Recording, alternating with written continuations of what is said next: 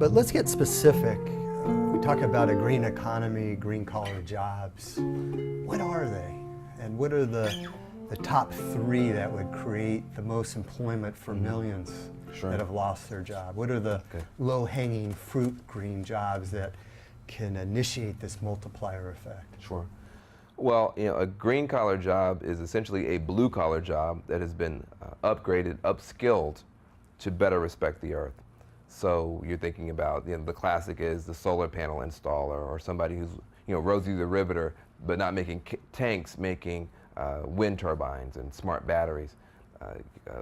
People doing building efficiency, retrofitting buildings, people planting trees, community gardening, organic farming.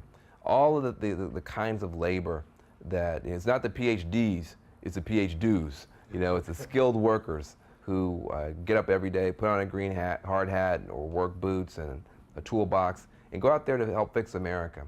Those are our green collar workers. Now, most of the conversation right now is in the area of energy, either making renewable energy or making our buildings and our vehicles more efficient. There are green jobs in water and waste and alternatives to toxics, food production, et cetera. People focus on energy right now because of the climate crisis and because of the dynamics around energy.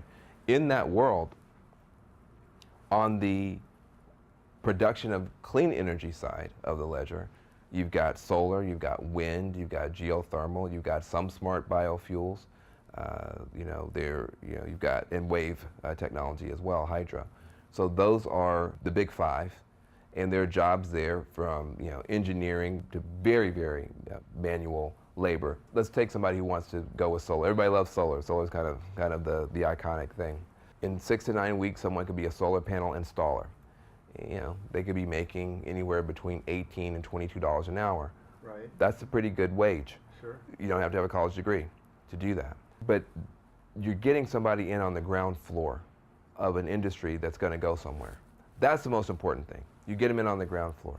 In a couple of years, once the market comes back and everything's booming again, that person can go from being an installer to managing a crew, to being a manager for the whole entity, to possibly starting their own. They could be an owner, an inventor, an investor.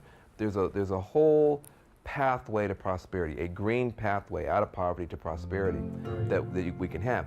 What's happened in this country is that we've sent all of our blue-collar work overseas, and everybody should have the right to go to college.